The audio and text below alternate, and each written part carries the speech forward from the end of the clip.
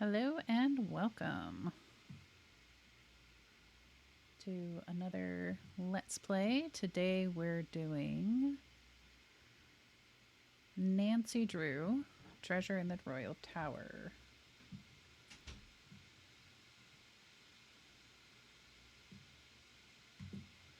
I am Tsukiru, and whether you're a new friend or an old one, I'm really happy to have you here.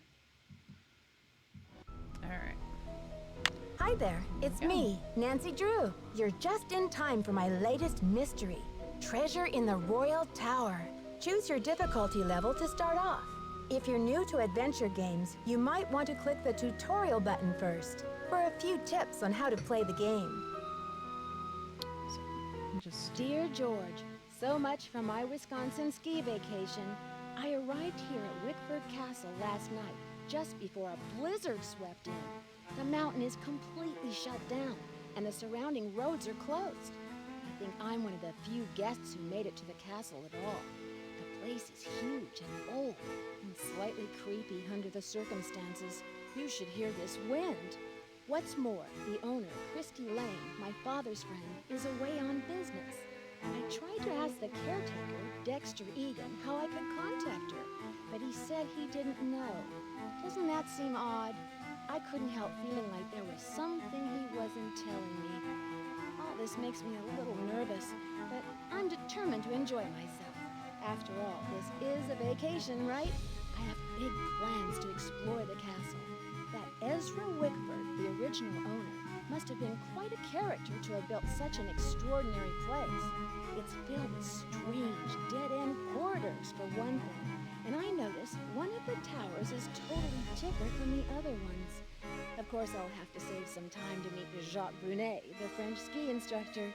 Tell Bess she'll be the first to know he's half as gorgeous in person as he looks on his website. So, George, I guess things never quite go according to plan, but at least this time, the culprit is just a snowstorm. Talk to you soon. Love, Nancy. Now all I need is a mailbox. Wickford Castle room card key. Room number 205.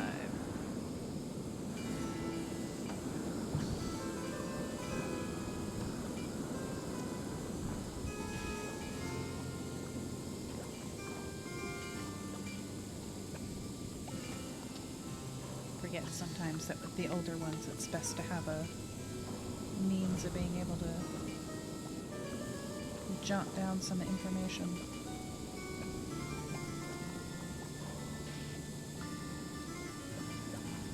Just a moment.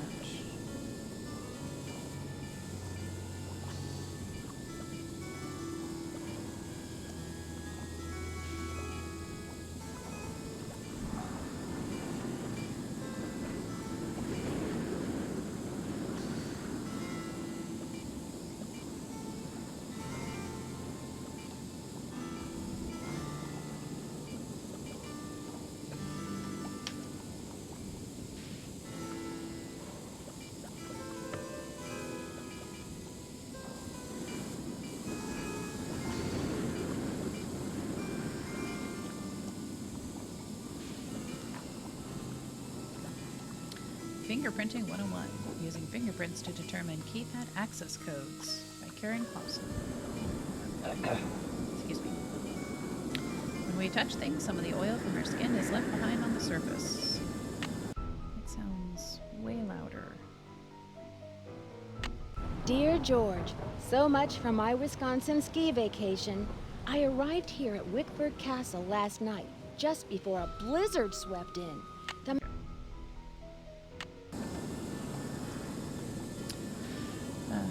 When we touch things, some of the oil from our skin is left behind on the surface of things we have touched. Our fingerprints each have unique pattern on them, and the oil shows, or prints, this pattern. This is how we get the term fingerprint. When you touch several surfaces with the same fingertip, the oil begins to get used up, so the fingerprint becomes lighter and lighter. The most common method of discovering fingerprints is called dusting.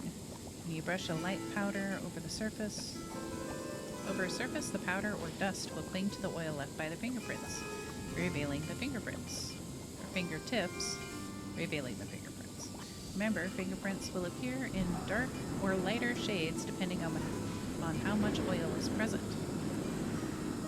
Now, sassy detectives, put 2 and 2 together and figure out how to determine a keypad access code. Here's a little test.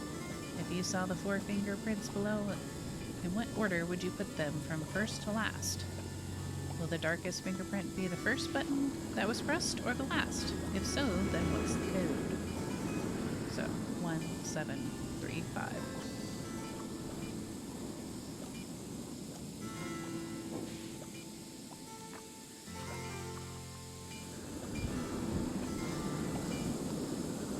Sounds like the radiator is broken. Sounds like Nancy's quieter than the storm. Wickford Castle.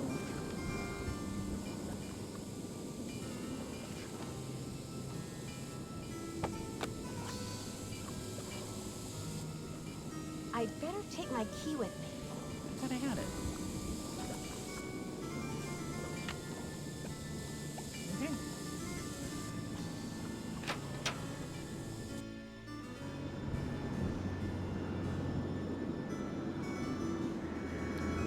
The wind just sounds crazy.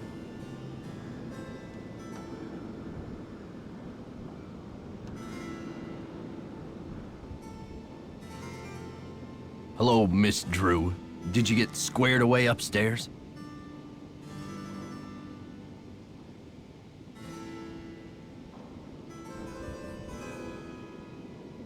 All square. I just need a stamp to send this letter, and then I'll be off to explore the castle. Well, I can take your letter, but the mail's not going anywhere for a while. It's snowing like there's no tomorrow out there. So explore all you want. Take the grand tour. But forget about the library. It's off limits. Off limits? Someone vandalized our historic library. Really turned the place upside down. The owner, Miss Lane, she's gonna be pretty upset. Why would anyone want to vandalize the library? I have no idea. I straightened up in there before check-in yesterday and everything was fine. Now it looks like a bomb went off. Books everywhere and somebody hacked a big hole in one of the walls. I locked the place up and called the police, but who knows when they'll be able to get here.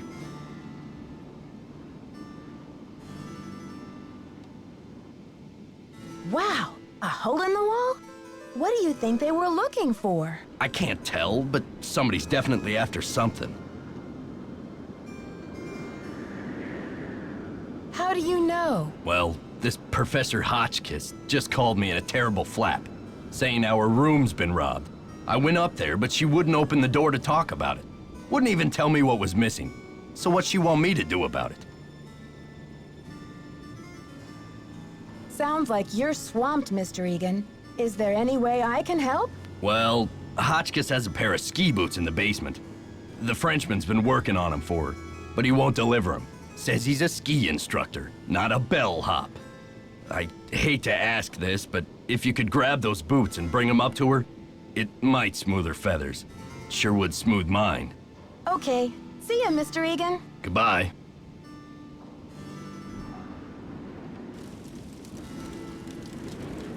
Hi, I'm Lisa. Did you hear what happened? Someone broke into the library and vandalized it. Dexter locked it up. He's saying the culprit must be one of us in the castle. Can you believe it? Yeah, Dexter just told me the library is a disaster area and that it's totally off limits. Too bad, huh? I'm dying to see what they did to it. Don't quote me on this, but I think Dexter has an extra key to the library somewhere around his desk. I guess you've really got your finger on the pulse around here. Any other castle scandal I should know about? Oh, we got scandal, honey. Professor Hotchkiss is claiming she's been robbed, for one thing. But the real scandal is downstairs. His name is Jacques Brunet. What do you know about Professor Hotchkiss? Oh my gosh, wait till you hear this. Hotchkiss is this nutty old woman who's always typing and talking to herself in her room. I was walking past her door earlier, and I heard her screaming that her room had been robbed. Wow. Did she say what was stolen? Not that I could hear. She just kept wailing, "My theory, my theory." I think she teaches history, or maybe a foreign language. I thought I heard a couple of French words pop out of her mouth. But don't quote me on that either. I only barely passed Spanish in high school. Habla español? Hardly. I'm just a humble photojournalist covering weird old mansions in the Midwest, and this place is one of the weirdest. Did you know Ezra Wickford, the original owner, shut himself away in here for like 50 years? You must know a great deal about this place. Not really, but I sure want to get into that tower that came from France. It'd be great for my story. Too bad Wickford sealed it off. Maybe it's his ghost making those creepy noises at night. What noises? Oh, just your average bump in the night sound effects. It's probably just Dexter trying to spook up the hotel for the publicity. I mean, did we stumble onto the set of As the Castle Turns or what? Well, you probably want to get settled. I wonder what we're gonna do with ourselves while we're all cooped up in this place. I'll let you get back to your magazine. Stay warm.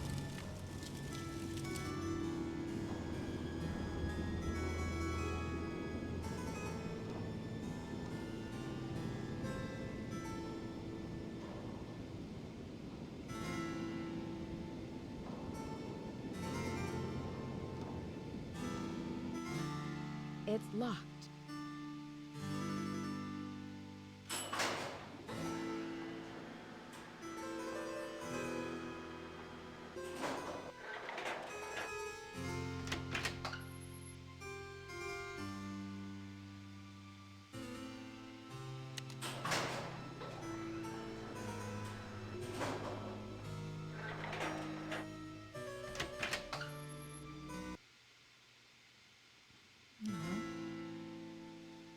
Closed.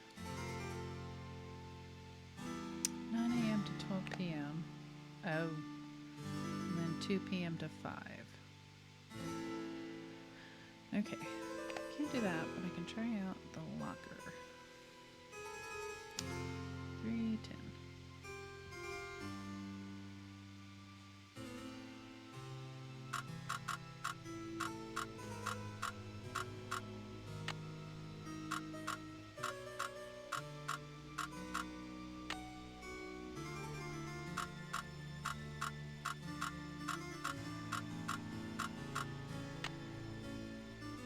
The combination is 517, but it's not working. So it seems that maybe... Dear George, so much for my Wisconsin ski vacation. I arrived here at Wickford Castle last night, just before a blizzard swept in. Maybe for some reason the voice is part of the... I wonder if the lock is broken. That sounds better. So apparently Nancy's voice is a part of the background when she's not actually in conversation.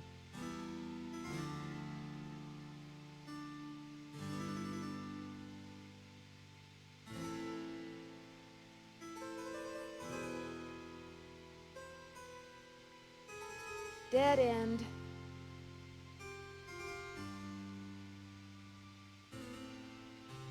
Cool if I could go in some of these other rooms though.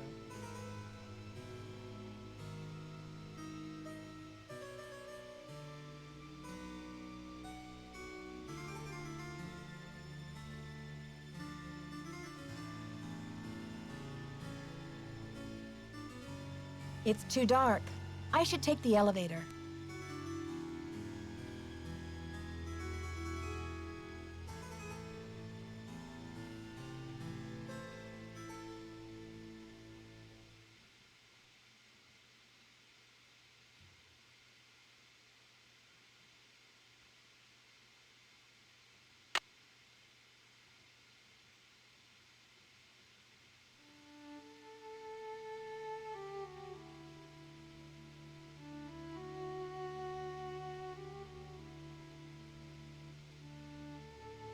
Got some time to kill before 2 o'clock anyway.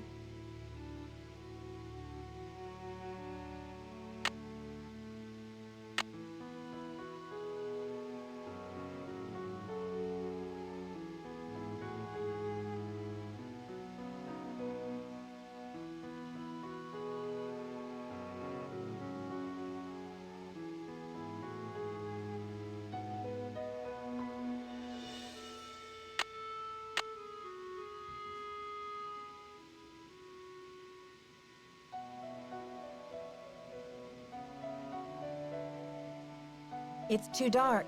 I should take the elevator.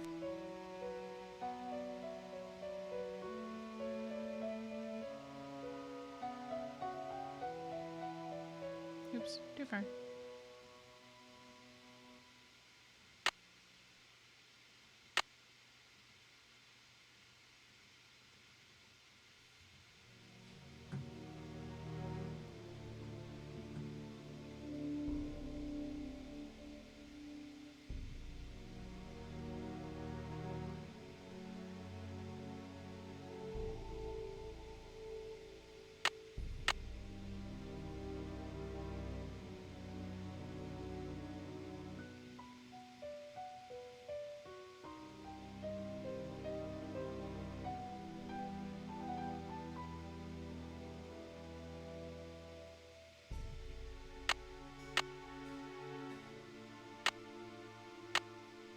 Turn them back on!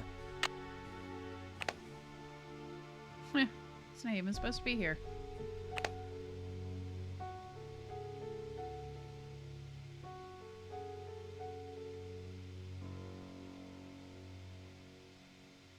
There we go.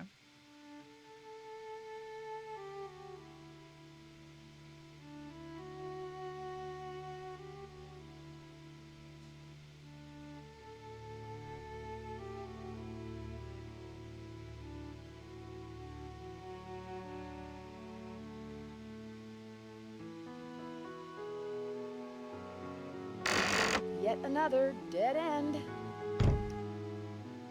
Door into nowhere.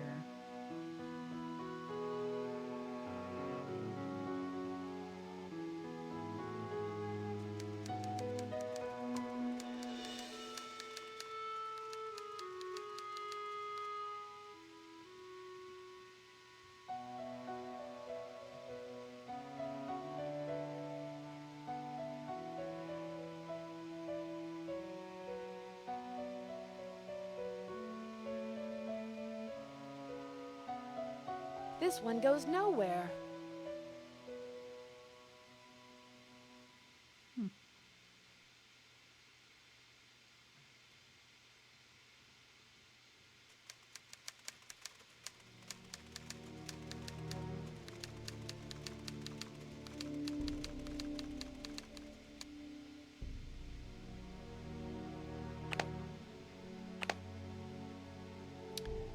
Not yet. I've hit the wall.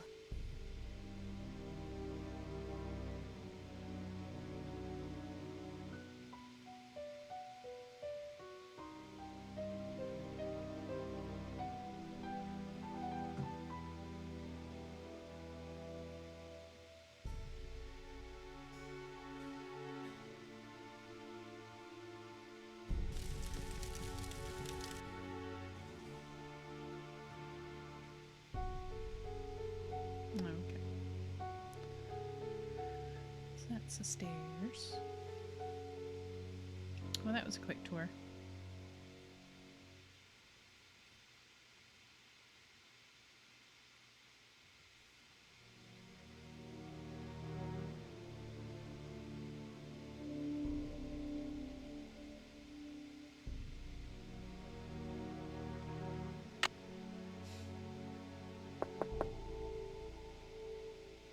Jacques must be gone.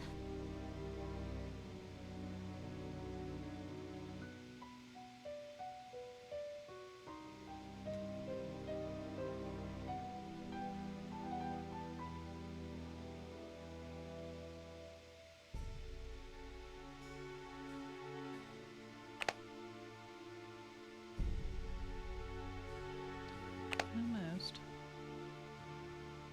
Let's try and like maybe walk into the dead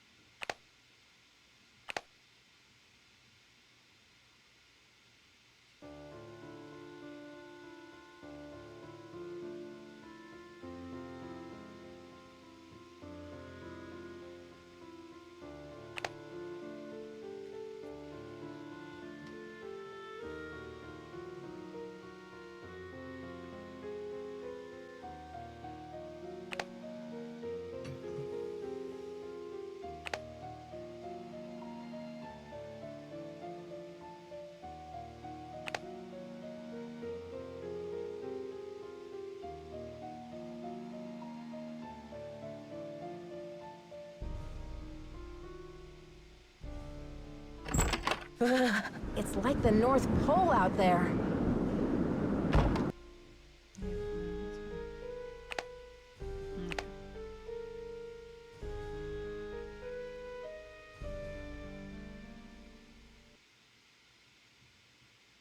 Ew.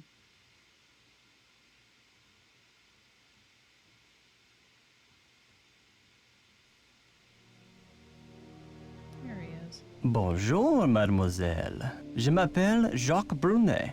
So, what brings you to beautiful Wisconsin? Bonjour. Je m'appelle Nancy Drew. I'm here on vacation. What's your excuse? My excuse? Yeah, what brings a professional skier from France to Wisconsin? Why not Aspen or Lake Tahoe? I am here for Isabelle, mon petit chou. She's an American studying at the university in Madison, and I've asked her to marry me. That is excuse enough to be in Wisconsin, n'est-ce pas? And besides, I am not the first French work of art to end up here. Work of art?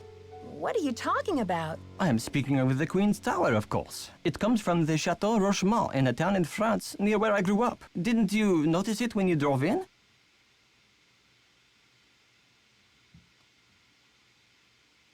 Yes, I did notice. What an amazing feat it must have been to take that thing apart and put it back together. The French are talented people, Nancy. We are good at many things, not just making wine and romance, you know. But tell me, how will you spend your time here, Nancy? Oh, I'm just going to wander around and become an expert on this castle. I should warn you, Dexter is very protective of this place.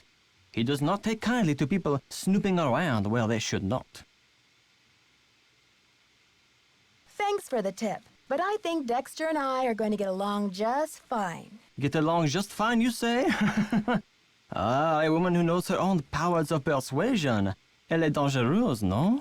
Ciao! Hang on. Ah, Nancy, comment ça va? Tell me about these boxes you're making. When I am not skiing, I need some other way to express myself. So voila! I make these hot boxes for keeping secrets safe. I'm sure you have many secrets, Nancy. Dexter told me the combination to my locker, number 310, is 517. I tried it, but the locker won't open. Dexter must be confused, because I think that is the combination for number 311. Try 311. I need to bring Professor Hotchkiss her boots. Do you have them? Yes, I fixed her boots. But you should be relaxing by the fire, sipping cocoa, Nancy. Not running errands for Dexter. Like to keep busy. I'll talk to you later. Allez, bye-bye.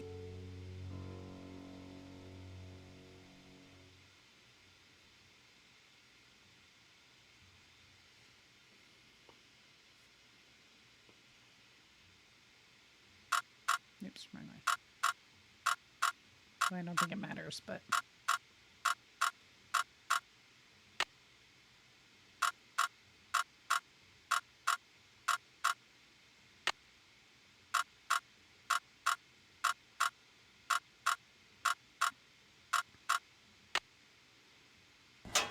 I like to pretend it does. Somebody's already in here.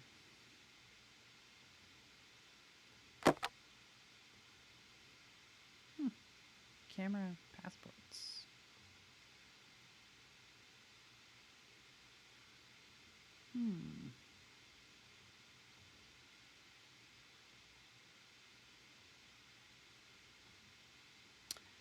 Someone is not who she said she is.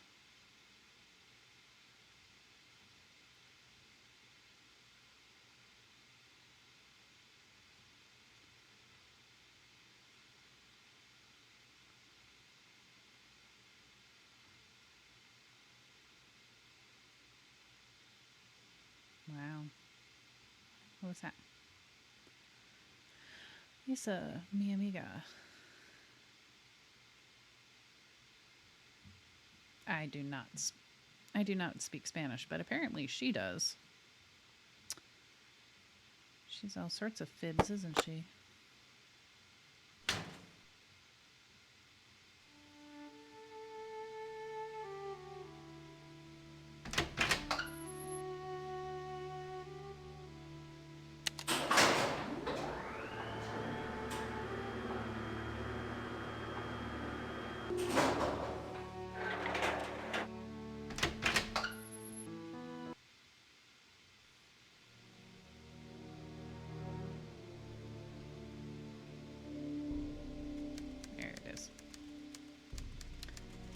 sound of typing. Yes, hello? Is that Jacques with my boots? Actually, it's Nancy Drew. But I do have your boots for you. Oh, good. Boots, fine. Thank you, thank you. Everything is fine. Just leave the boots at the door, please. Yeah. Oh, and it seems I'm out of change. I'll just have to tip you the next time, Mandy.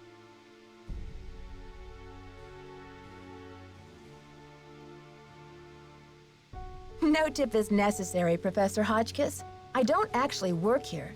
My name's Nancy Drew. I heard your room was robbed, and I'd like to find out what was taken so that Mr. Egan can report it. Everything's under control, dear. Nothing to report. Thank you for my boots. My poor feet have been feeling so exposed. Okay.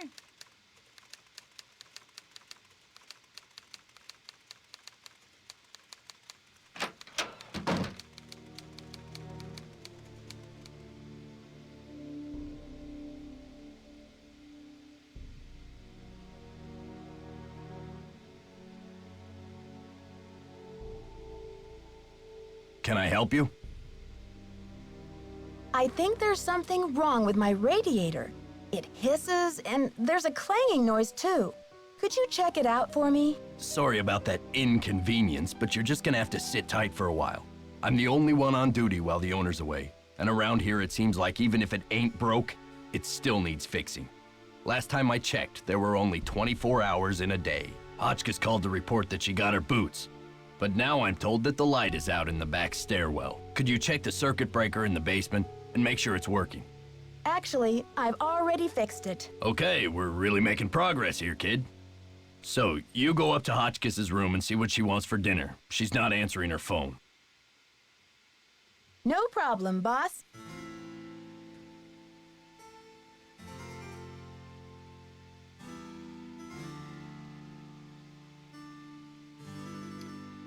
Minor inconvenience. I mean, considering the fact that... Excuse me. I don't know why I need to clear my throat so much. Considering the fact that there are so many rooms, I mean, if it's so inconvenient to fix the radiator, just give me a different room. Ugh, Virginia Woolf never endured such interruptions. Who is it? It's Nancy again. Dexter needs to know what you want for dinner. Oh, hard to think of food candy when I'm riding the raging rapids of my theory. Oh, right now, I have plenty of pre-packaged energy globules to keep me going.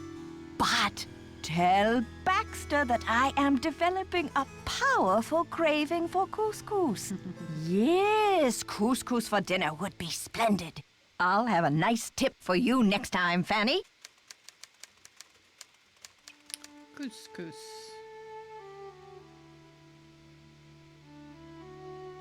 Do love me some couscous. I actually have some in my kitchen. Not made, but...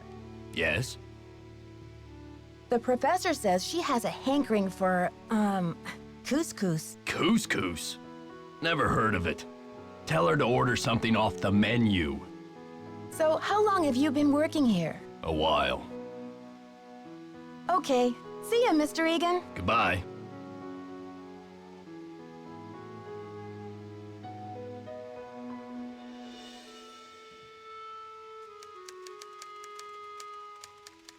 Is that my couscous already? Sorry, Professor, but there's no couscous in the house. You'll need to choose something from the hotel menu. Well, I don't have a menu. At least not from this hotel. Oh, be a doll and fetch me one, will you, Ta-ta? It's a back and forth.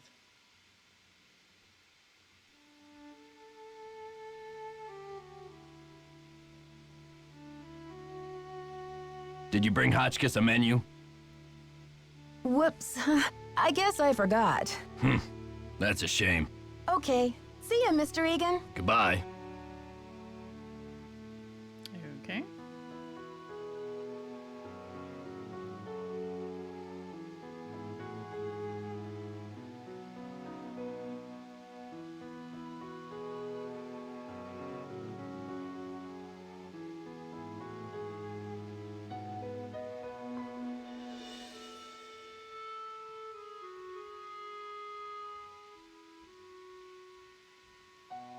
tricky to get into my room.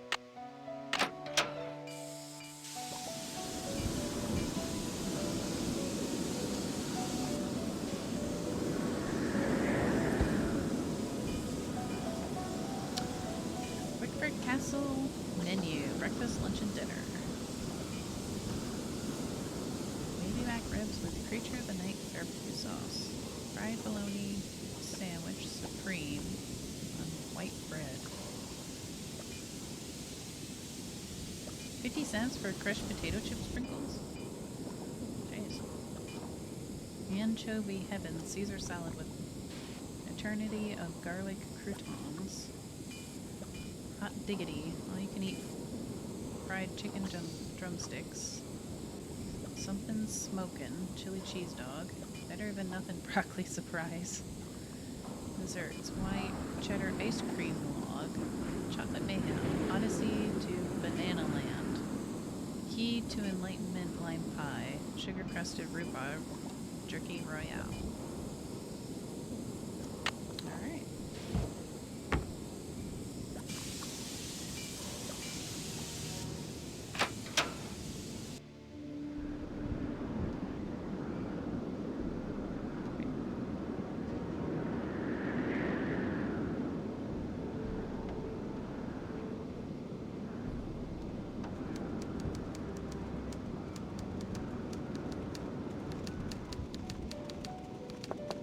Did you get the menu? Sure did. How about opening the door so I can give it to you? Oh, you're a sneaky one. Just slip it under the door, please. Nice and easy. No funny stuff. Baby back ribs, yes. Oh, chili cheese dog, fried bologna sandwich. I'm not usually much of a meat eater, but very well. 50 drumsticks, please. Chicken, that is. Cluck, cluck. Sure.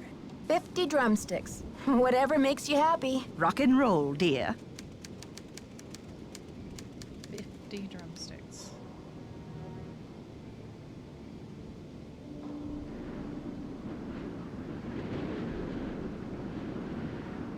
Can I help you? The professor has changed her order. Seems she's developed an appetite for chicken drumsticks. 50 of them. Okay then, drumsticks we got. Oops, but I guess Jock better take that bag of chicken legs out of the freezer. Will you tell him? And then take the rest of the day off, kid. Your radiator's as good as fixed. Sweet. Okay. See ya, Mr. Egan. You're a trooper.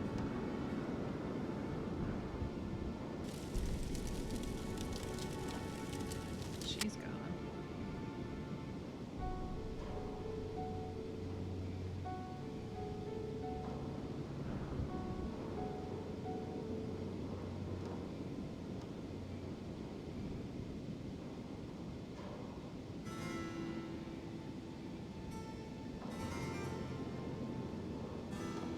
Ah, Nancy, comment ça va? Dexter needs you to defrost that big bag of chicken legs. Oh la la la, what does he think I am? A sous chef? I'll talk to you later. À bientôt. I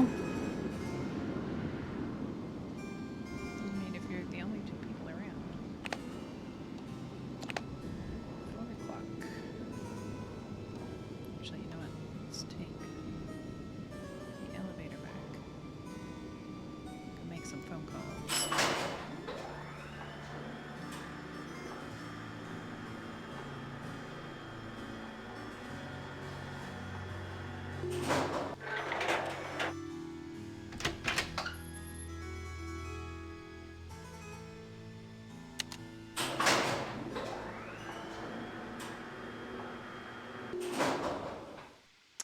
Well, It's stuck.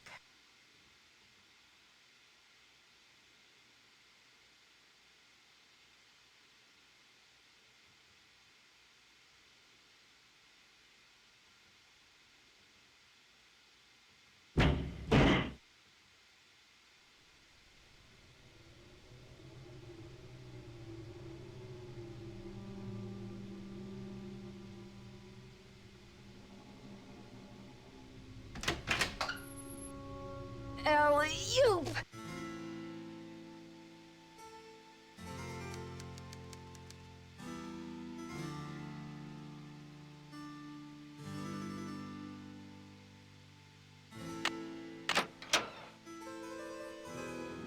Ah, nice guy.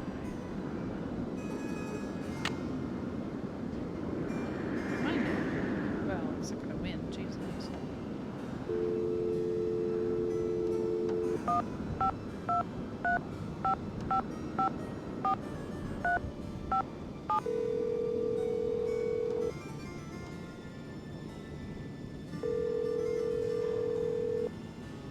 Hi, you've reached Ned at Omega Chi Epsilon. I'm not here to take your call right now, so please try again later.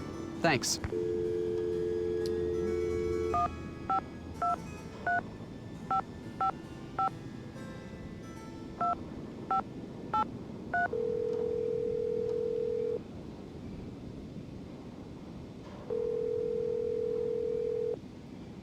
Hello? George, it's Nancy. Great timing, Nancy. Bess and I were just saying how we wish we were out on the ski slopes with you. Hang on, I'll get her to pick up the other phone. Hey, Bess, our favorite detective's on the phone. Hey, Nancy. How's the vacation? I guess you haven't gotten my letter. Not only do I have a blizzard on my hands, but I may have stumbled onto another case, too. The castle library was vandalized, and one of the other guests says her room was robbed. Boy, oh boy. Have you searched the library for clues yet? Well, that's the thing. Dexter Egan, the caretaker, says it's locked up and off limits until the police can get here. But who knows when that'll be. That's funny, Nancy. I didn't know the phrase off limits was even in your vocabulary. Seriously, though, don't you think that your dad's friend, Christy Lane, would feel better knowing that you're on the case, at least until the police can take over? She's right, Nancy. I mean, who knows what this Egan guy is all about anyway? Sounds like you're just gonna have to find an alternative entrance to that library. Here I go again. Just hope I don't have to slide down the chimney. And what about this robbery? Who got robbed? I'm not sure. The guest's name is Professor Hotchkiss. I think she's a bit eccentric. You mean weird? Nutso? A few sandwiches short of a picnic? Okay, you guys. I just mean that I'm not sure how reliable her testimony will be. Yeah, but she'll probably tell you something important, whether she means to or not. I met my ski instructor, Jacques Brunet. He sure is French. Ooh la la, those accents should be illegal. I hate to break it to you, Bess, but he's engaged. Now there's a real crime. Right, Bess. Humanity is devastated. I met this nice woman, Lisa Ostrom. What's her deal? She's a photojournalist doing a story on the castle. She sure got me curious about that tower. Oh yeah? Does she know where the entrance is? I don't think so. Well, keep an eye on her, Nancy. Those photojournalists are born snoopers, you know. George, are you suggesting that Nancy is a second-class snooper? You're going to give our friend a complex. Oh, right. Like Nancy doesn't know she's the prime minister of snooping. I'm trying to meet with Professor Hotchkiss to find out what was stolen from her room, but she won't open her door to discuss it. That's odd. I wonder what she's so nervous about.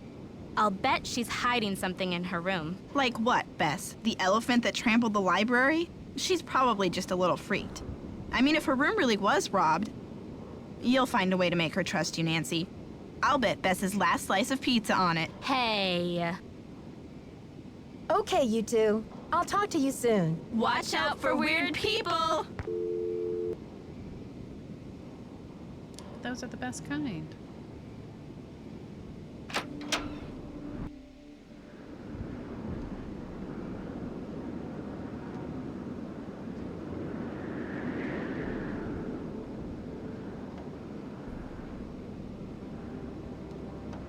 Did you see I fixed your radiator? I was in Yes, the thank you. elevator and it got stuck between floors. I had to climb out the top and I just barely made it up to the floor above. Do you think you'll be able to fix it? Well, I doubt it's broken. I'll check the power switch in the basement. Glad you're okay, but don't go climbing around the elevator shaft anymore. It's dangerous in there. I think I'm gonna go climb around in the elevator shaft somewhere. Okay. See ya, Mr. Egan. Alrighty then.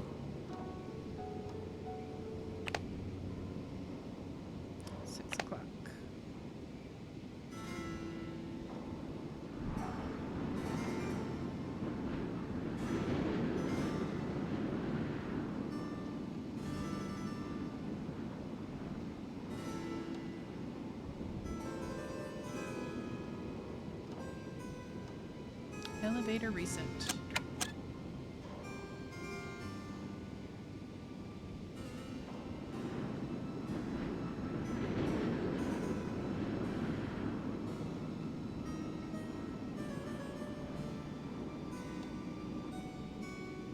Alright, so it won't be too weird.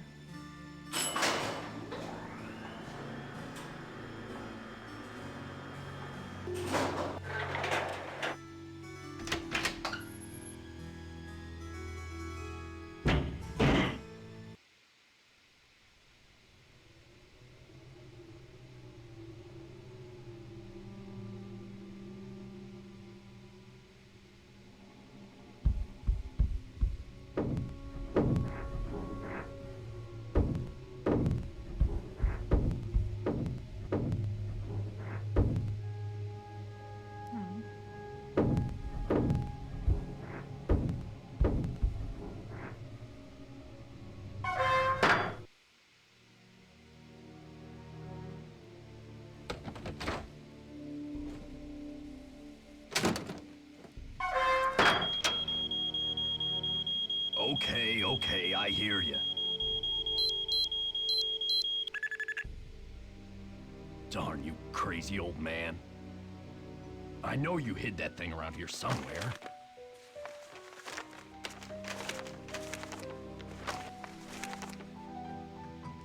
The least you could have done was left me a hint.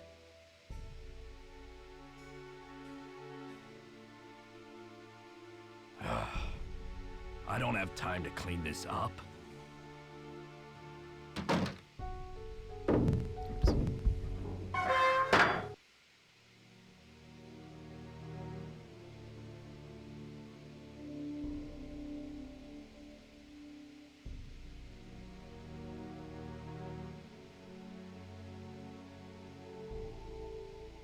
Let's see.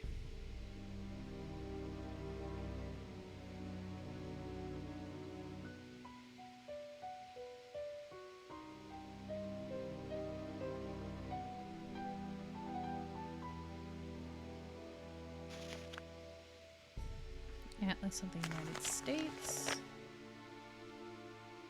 Wisconsin, Badger State.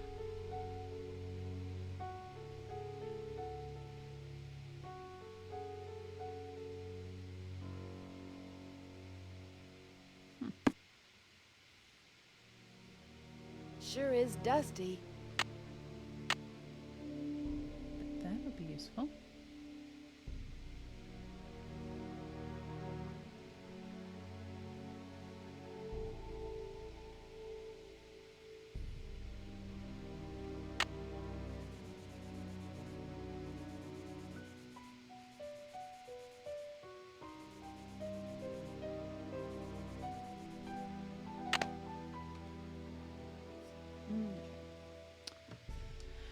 So, it's like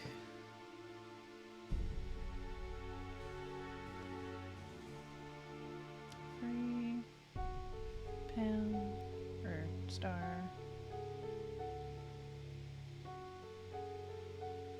True 7?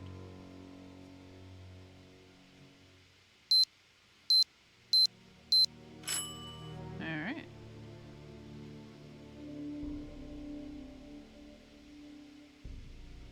Come across that key.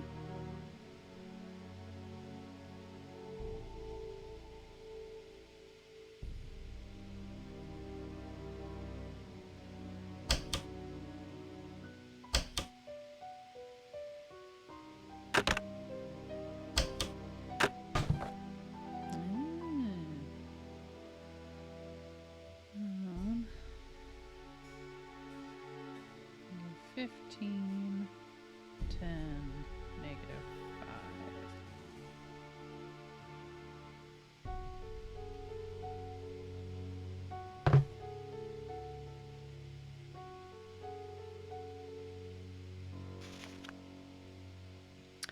Purple-Hearted Queen by Hotchkiss. Traditional history books have seldom mentioned it, but there is ample evidence that Marie Antoinette's favorite color was purple. This is not an insignificant fact, as some might think, but one that may offer some great insight into a character of a queen, who I believe has been hastily and unfairly judged, both in her lifetime and up to today. Purple is traditionally considered to be the color of majesty or royalty, but this does not mean that it is merely a color of wealth and power. On a deeper level, purple symbolizes loyalty, dignity, wisdom, and truth. When Marie had her portrait painted by the master Marcel Bonnet, she chose to pose holding a purple rose instead of wearing the extravagant diamond tiara that King Louis XVI had given her. She knew that it would be insensitive to wear such a tiara at a time when the French masses were starving and angry. By choosing a rose, Marie acted with wisdom and loyalty to her people. As one of the last acts of her short life, Marie chose to wear purple slippers for her walk to the guillotine. Convicted of crimes for which she never confessed, crimes that were never proven, Marie accepted her death sentence with resignation. However, as she walked to meet her death in her favorite purple slippers, she expressed her unshakable dignity and her silent protest to the truth of her innocence.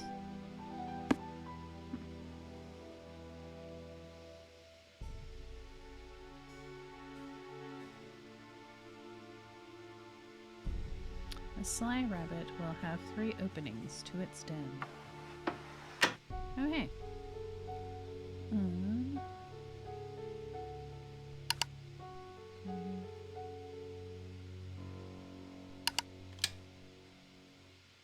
Oh. And 10.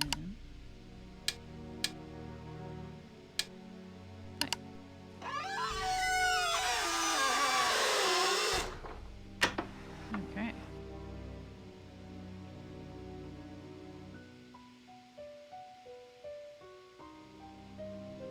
What did that open? True Stories Behind Famous Portraits by C.B. Brown. Marie Antoinette. Of the many great portraits painted by Marcel Bonnet during his career, none has fueled more controversy and gossip than this portrait of Marie Antoinette, which was completed only months before the Revolution broke out. It all began when King Louis XVI, Marie's husband, commissioned an opulent, jeweled tiara for her birthday. Set in the tiara were a ruby, an emerald, a sapphire, and a 52-carat diamond, bigger than any diamond ever before, worn by French royalty. Marie was horrified by the tiara's extravagance and refused to wear it. It is even rumored that she referred to it as my crown of ruination, though no one knew what she meant by this. When it came time to have her portrait painted by the master, Bonnet, Marie insisted on posing away from the palace at Versailles in the tower room of Chateau Rochemont, where she often visited to escape the growing turmoil in Paris. Furthermore, the queen refused to be painted wearing the tiara. King Louis was furious, but Marie would not budge. She chose to ornament herself with a purple rose instead, not just a flower, but a symbol of her willful defiance of her husband's wishes. When the portrait was finished, she gave it to the Rochemonts in appreciation for the loyal friendship. Shortly thereafter, the revolution erupted in full. When Marie Antoinette and her husband were arrested, the queen refused to reveal the whereabouts of the tiara. Even after her execution, neither the tiara nor the magnificent jewels it contained were ever found. To this day, speculation and heated debate continues about what became of the crown of ruination. The painting is now in the hands of a private American collector.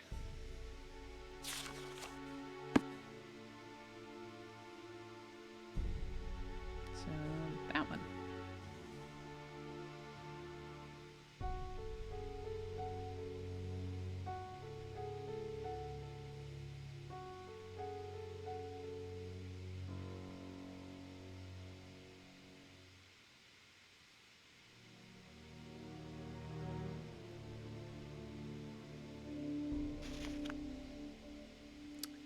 Diary of Hans Axel von Fersen.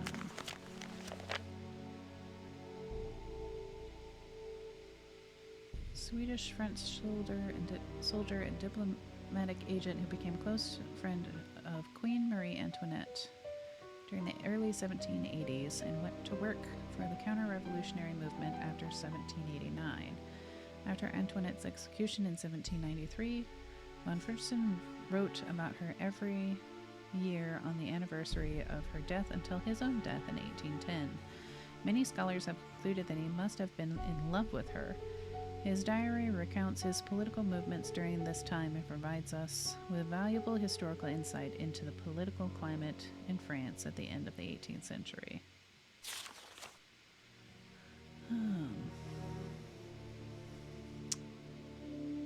Trouble in France continues to mount. The revolutionaries have forced the king and queen to return to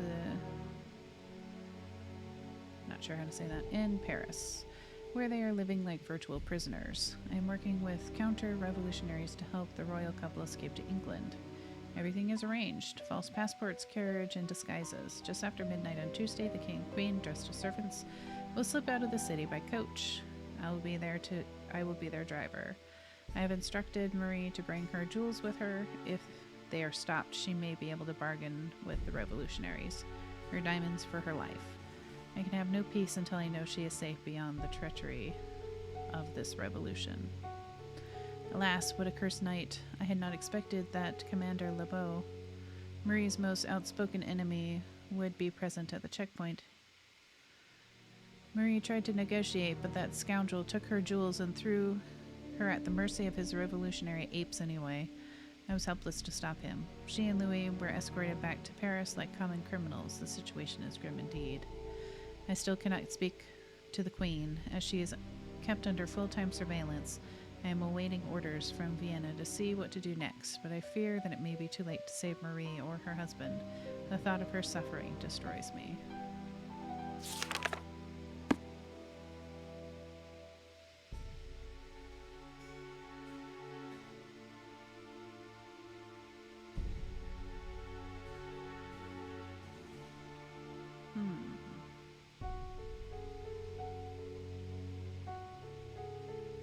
Hey.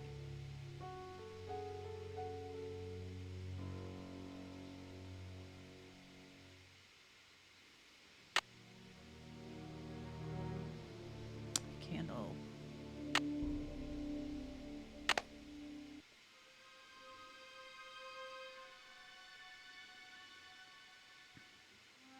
And a key.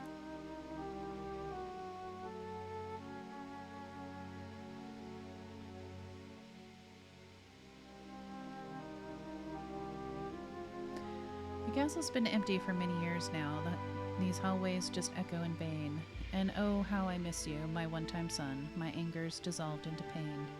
I still don't know why you pilfered my wallet. The money could hardly have mattered. But $50, I'd have given you twice.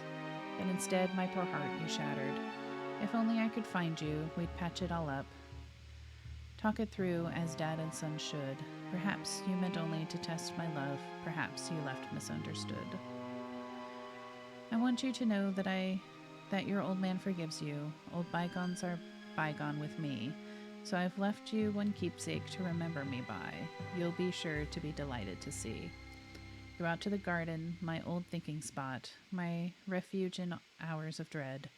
Your luck charm is stashed where no stranger would look, in the back of my old troubled head. So this is goodbye, dear Dexter. Farewell. You offered me much needed joy, and I'll never forget all the laughter you brought me, my darling young rascally boy. Dexter.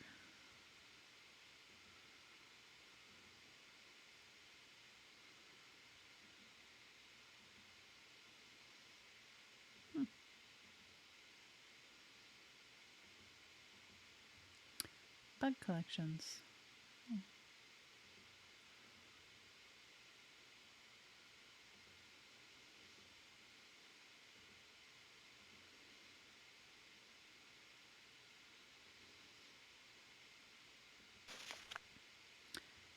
When he was good, he was very good.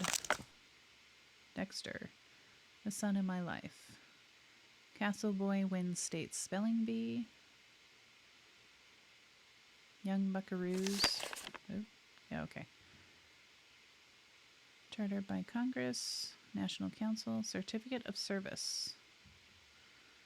Certifies that, according to the records of the young buckaroos, Dexter Egan was a member of this organization registered with the National Council.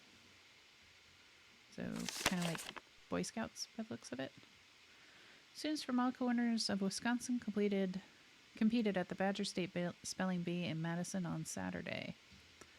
The day began with 116 finalists ages 9 to 15 at the Capitol Elementary School. After 14 rounds of competition, there were only 3 remaining finalists: Marcia Aldridge of Dresser, Tanya Jones of Ladysmith, and Dexter Egan of Butter Ridge. In the end, Egan, a 5th grader, correctly spelled subsequencennial to earn an all-expense trip paid next month to Vanderbilt National Spelling Bee in Washington, D.C., not to mention a trophy and statewide fame. After the contest, Dexter said he had been preparing for the event since last fall. The charming 11-year-old was just one of more than 50,000 elementary and junior high students in Wisconsin who participated in the classroom, school, city, and county competitions that led to Saturday's competition. 700 people from around the state drove to Madison to watch the event. Among those in the audience was chocolate milk tycoon Ezra Wickford, who is Egan's adoptive father. When asked how he felt about Dexter's victory, Wickford said he felt like the proudest dad on earth and added, "Adopting Dexter was the best thing I ever did." The Vanderbilt National Spelling Bee will be held from May 28th to June 3rd. Best Attendance Award, School Merit, First Vehicle, Certificate of Merit for demonstrating leadership among his peers in the Vilas County Youth Recycling Project to help the war effort.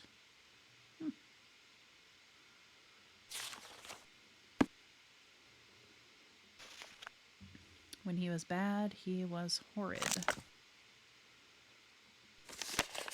My son the Vandal. Dear Mr. Wickford, we're sorry to report that your son Dexter was caught on school grounds last night throwing rocks at the gymnasium windows. This is the second time he's been caught attempting to destroy school property. We fear Dexter is becoming a danger to himself and others. We have no choice but to expel him. Please contact us if you have any questions regarding this matter. Some sad excuse for stealing. Dear Pop, I'm so sorry for taking $50 out of your wallet without asking.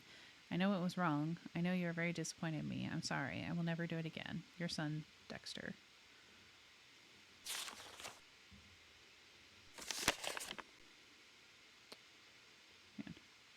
Milwaukee Bank police nab suspect passing phony checks. Bank employees at the Milwaukee branch of the First National Bank on 3rd Street helped police catch a young man who tried to cash counterfeit checks in their bank September 6th at 2:30 p.m. The man came to the bank with phony checks and identification that matched everything on the checks. Milwaukee Police Sergeant Fred Leota said bank employees noted the license plate and a description of the car, called police, and identified the young man after Milwaukee police stopped a car. The suspect has been identified as Dexter Egan, 18, of Butter Ridge, the adopted son of prominent chocolate milk tycoon Ezra Wickford. He had 3 different sets of false IDs matching the checks, Leota said. At 18, the kid is already like a pro. Egan was arrested on felony charges of possession of false ID for purpose of fraud, possession of counterfeit checks, attempting to pass the checks, and conspiracy. If convicted, he could face prison sentence up to 20 years. As of last Friday, Egan was being held in the County Correctional Center on a $50,000 bail, said jail spokeswoman. Ezra Wickford could not be reached for comment, nor has anyone come forward to post bail for Mr. Egan. I'd rather see it burned.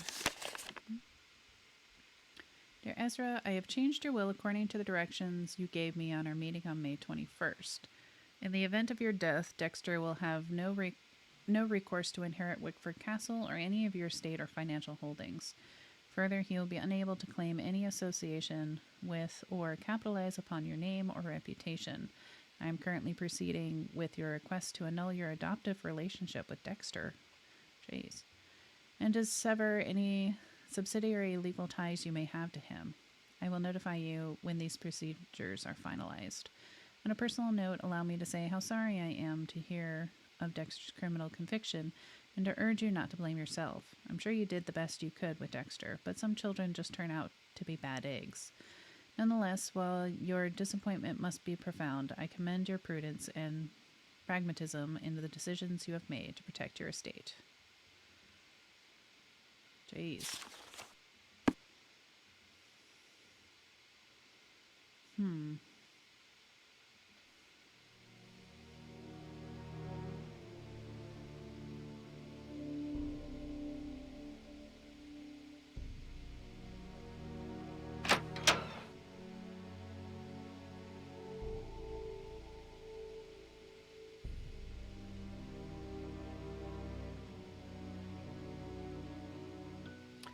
So let's see.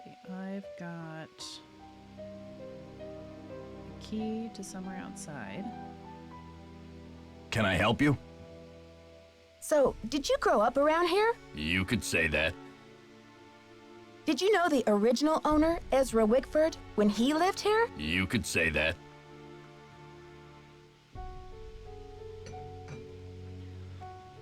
What was he like? They call it the past for a reason, okay?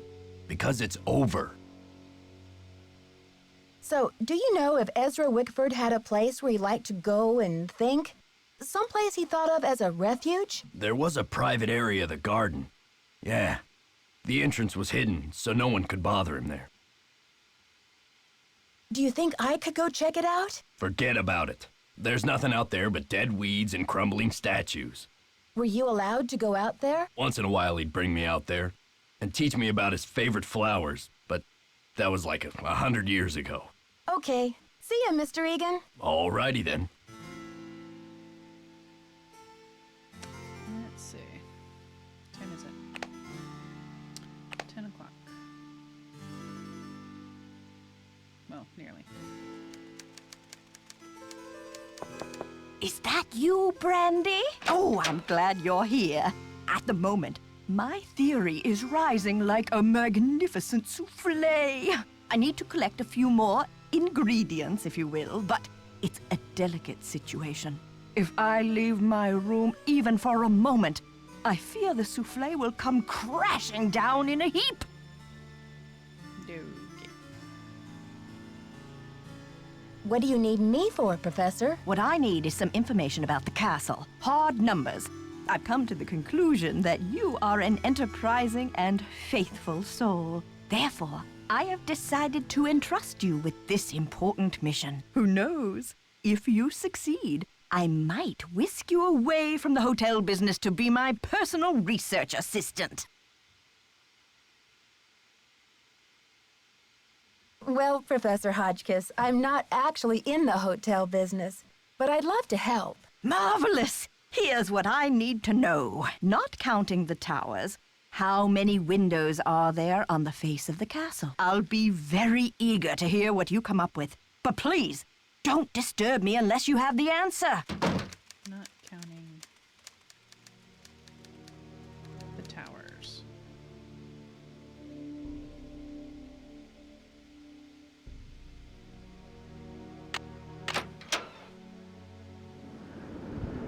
Let's see. Here.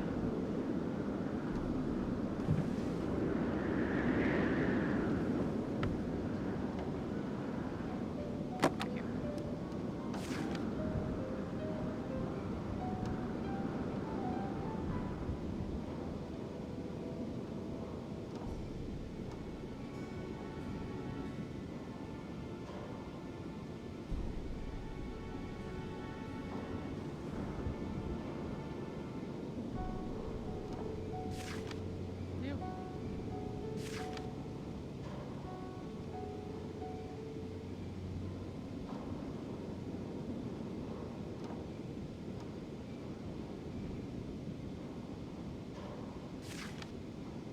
Okay, so there's not something there.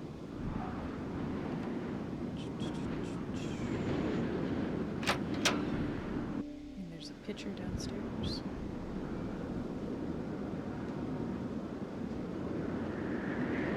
This makes the castle sound very drafty.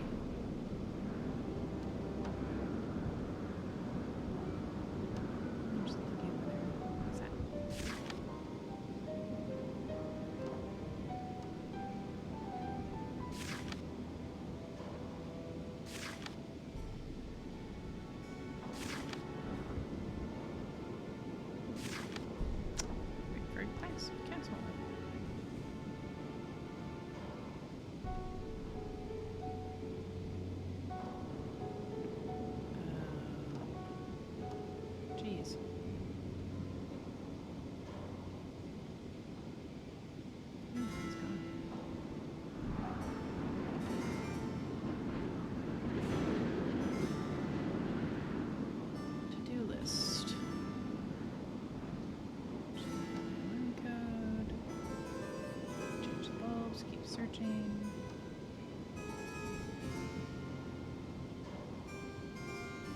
Alright.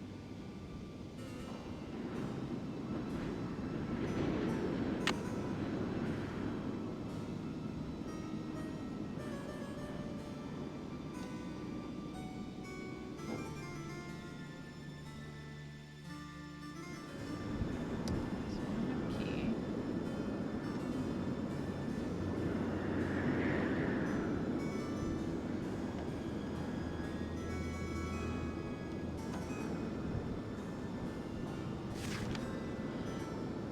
So let's see. I mean, that kind of seems like half of it, maybe?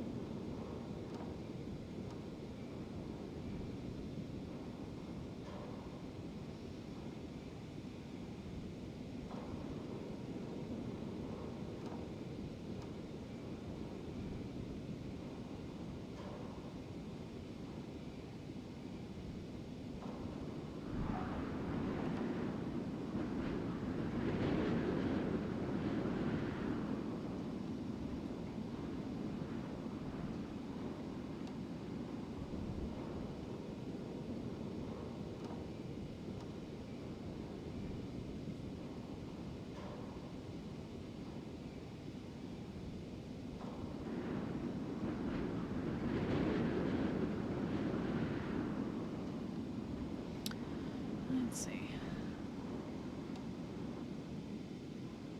6. I mean, there'd be 6 there. I think those are doors.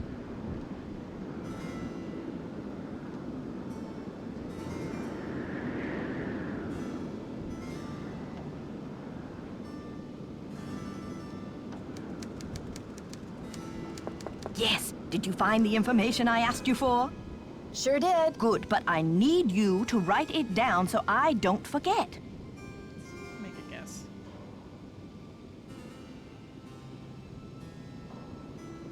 Thank you. Let me do some calculations to see if this is correct. No, that can't be it. It doesn't fit my calculations. You'll need to try again. Yes. Did you find the information I asked you for? Sure did. Good, but I need you to write it down so I don't forget.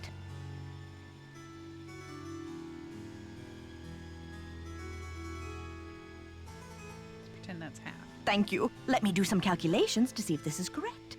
No, that can't be it. It doesn't fit my calculations. You'll need to try again.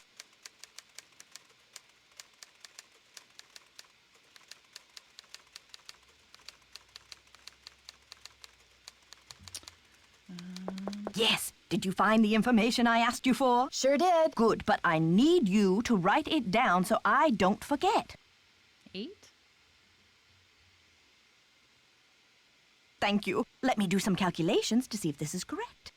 No, that can't be it. It doesn't fit my calculations. You'll need to try again.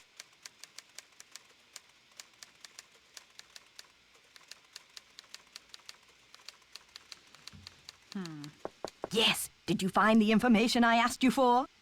Can you remind me of what I'm looking for again? That's okay. There's something more pressing now anyway. On what date was the Bastille prison destroyed during the French Revolution? I'll be very eager to hear what you come up with. But please, don't disturb me unless you have the answer.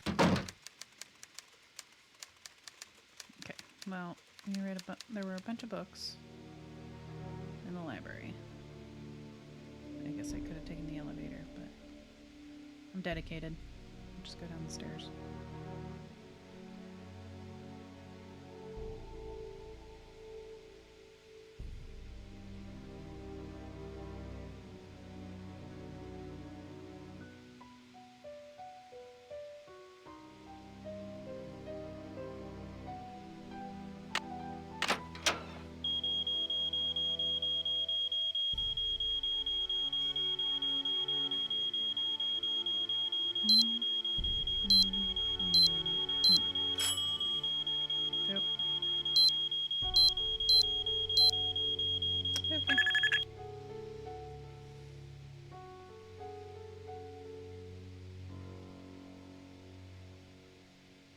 least I was only off by one with the two of them. Alright. Bastille.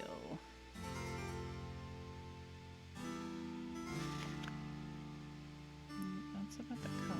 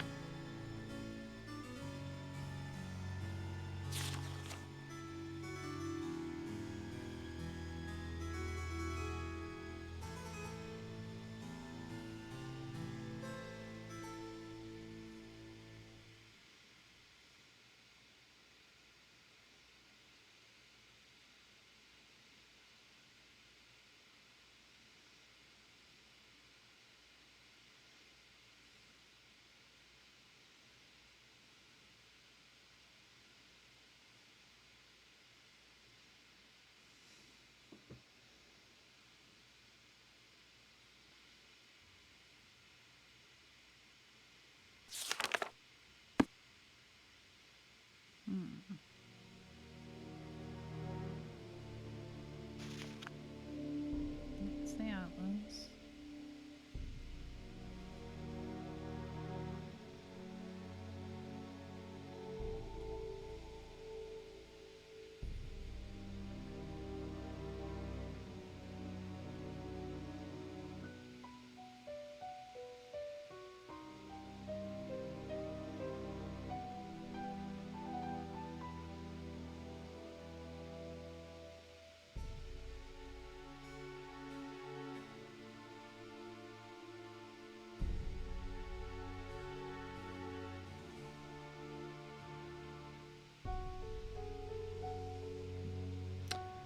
Okay.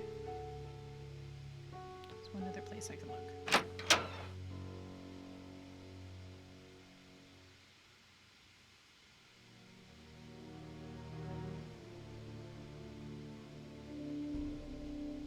Books. Major figures and events of the French Revolution. Storming of the Bastille.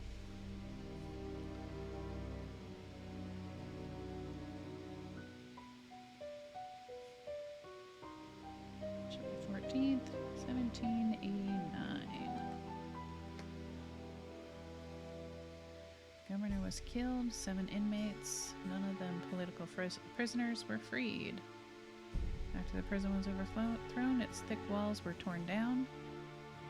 When told what had taken place, King Louis XVI exclaimed, "Why, this is a revolution, or a revolt." "No, sire," they replied, "it is revolution." And indeed, this first outbreak of violence marked the true beginning of the revolution. After July 14th, there was no going back.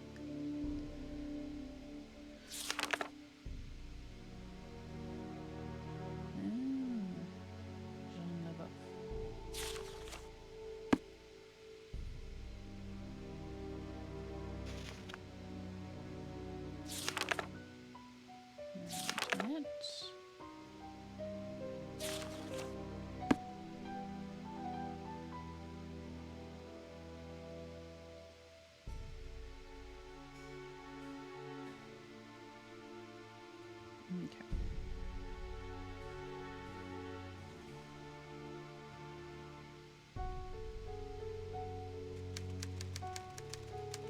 Yes. Did you find the information I asked you for? Sure did. Good, but I need you to write it down so I don't forget.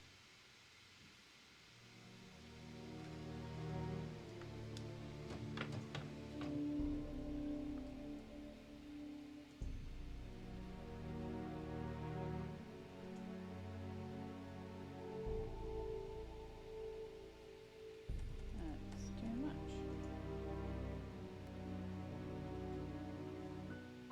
Thank you. Let me do some calculations to see if this is correct. Eureka!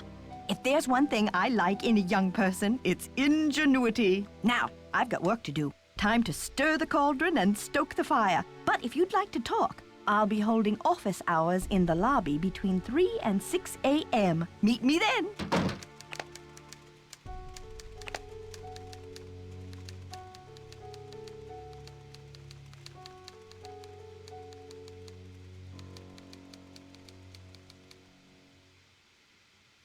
Go take a nap.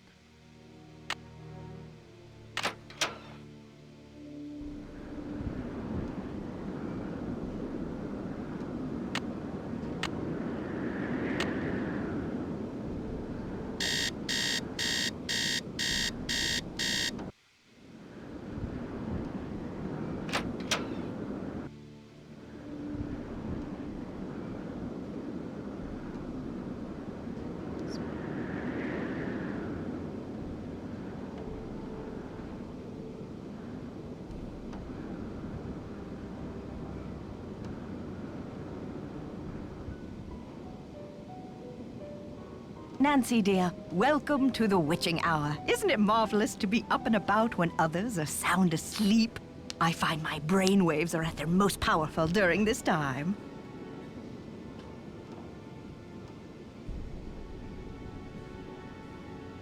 Yes, I happen to do some of my best work in the middle of the night, too.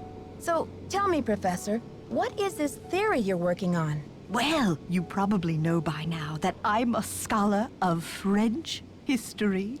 My specialty is Marie Antoinette. Oh, poor Marie, the most misunderstood queen of the 18th century. Marie used to visit the very tower that now belongs to this castle. I'm convinced that this place holds evidence that will forever change the way the world views Marie.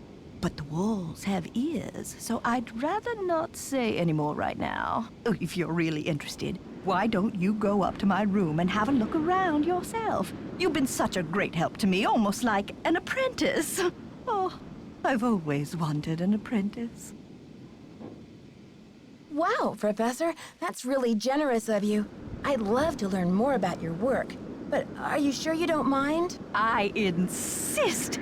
Your mind is like a ravenous monkey gobbling up every banana in its path. Oh, how can I stand in the way? Here's my extra pass key. I get back to work at 6 a.m. sharp, so just make sure you vacate the premises by 5:59. And put things back where you find them. It's all scientifically organized in there. Do you know anything about a tiara that was given to Marie Antoinette? The infamous tiara, of course!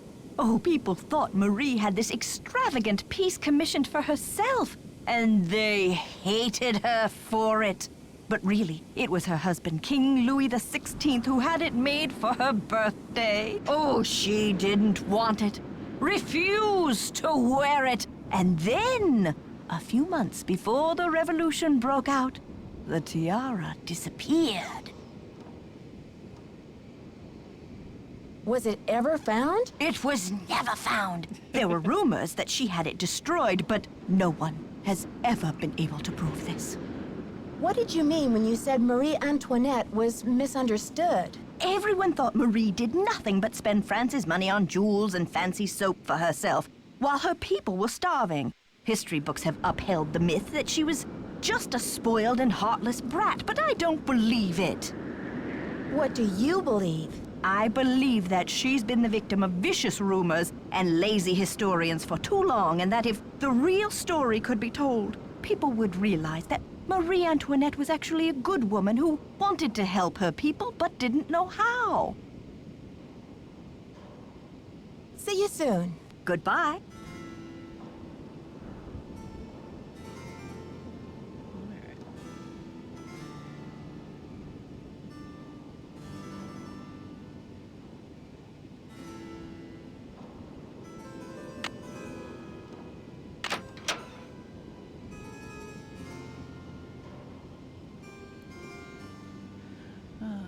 Born November 2nd, a Scorpio like me.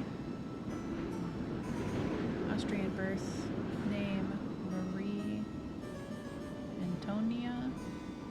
Married off at 15, and she had to change her name too. She must have been frightened. Her favorite color was purple, like me. I wonder if she adored chicken drumsticks. Despite the elaborate hairstyles that were the fashion of the day, Marie preferred to wear her hair loose, unpowdered, and natural. Note the evidence that she was unpretentious. There's no concrete evidence that she was the one who coldly declared let them eat cake in response to the news that her people were starving. Marie was immature, but not cruel.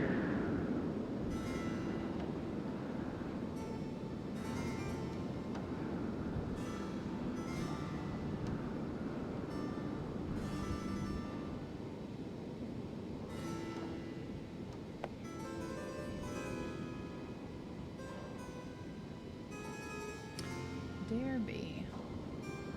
Marvelous to receive news of your progress. I'm sure you're onto something important with the medallion and the stained glass window, but I think the significance of the medallion must go beyond the message you've seen. I've looked through my family letters, and it seems that when Marie Antoinette gave her niece Helga the First, my great-great-great-great-great-aunt, the medallion, she told Helga to keep it safe, as if it was part of a great truth that she hoped would someday help heal the wounds of France. Helga urged her to explain this great truth, but that was all that Marie would divulge. The truth can seem hard and ugly at first, but eventually its hardness becomes a thing of eternal beauty. You must find out the meaning of this. Keep up the good work, old friend. I know you'll be successful.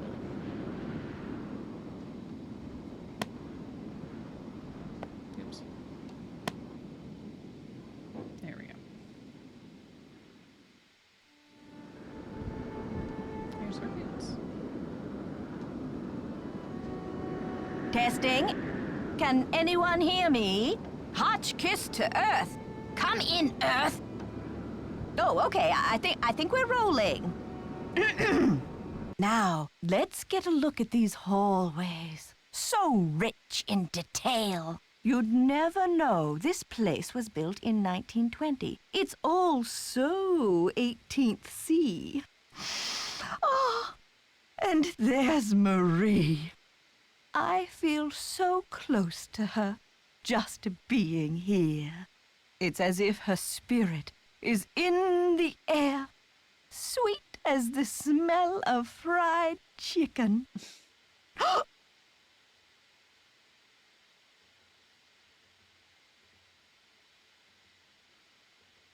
battery dead?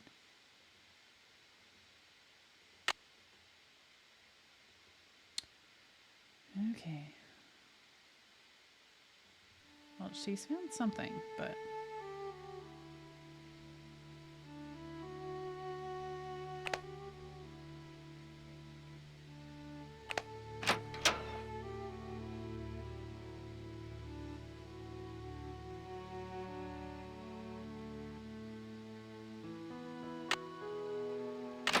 Let's try napping for an hour and see if...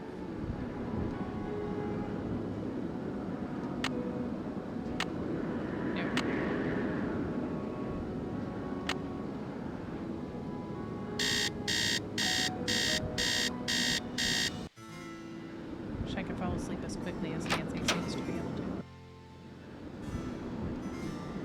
Wait for me.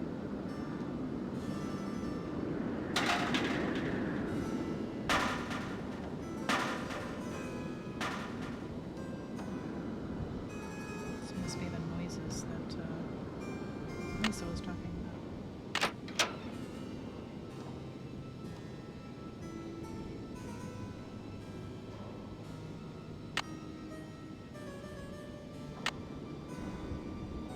Oh, what's this?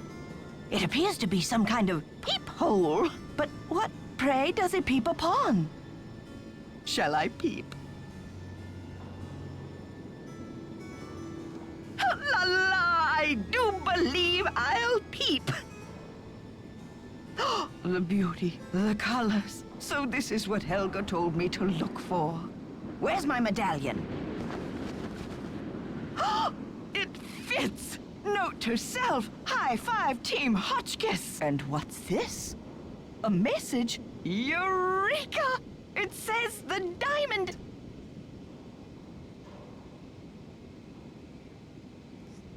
Testing. Can anyone hear me?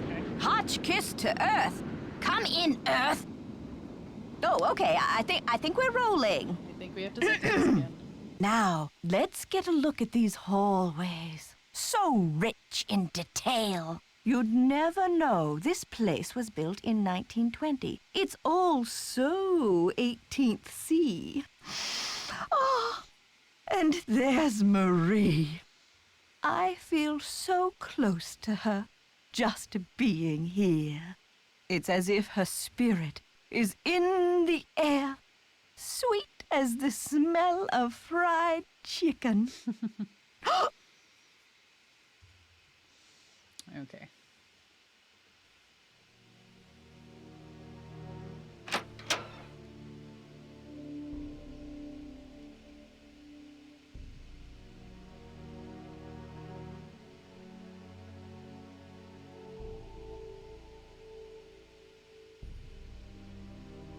Hello, my fellow night owl.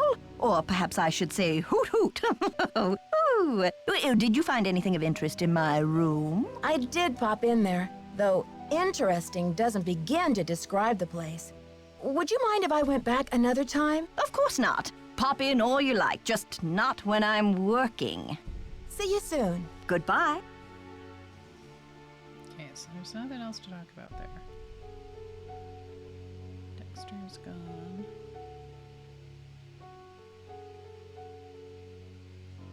Guess we'll go back to bed.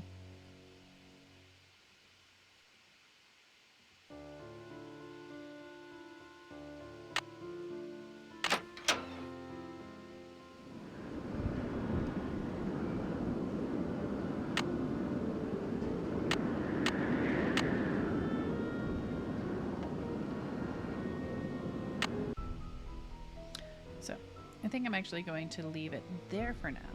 So go ahead and go and save.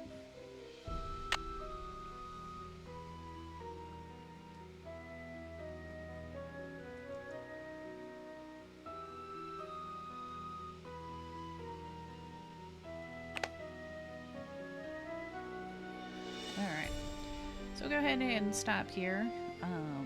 We'll continue this tomorrow. Hopefully it won't be, shouldn't take too long. These games are fun, but they usually don't take too long to get through. So, but anywho, thank you so much for joining me, and I hope you have enjoyed it. Feel free to check out any of my other videos if you want to, and I look forward to seeing you in the next video. Take care of yourself, and I hope you have a wonderful day, wonderful week. We'll see you next time, okay? Bye-bye!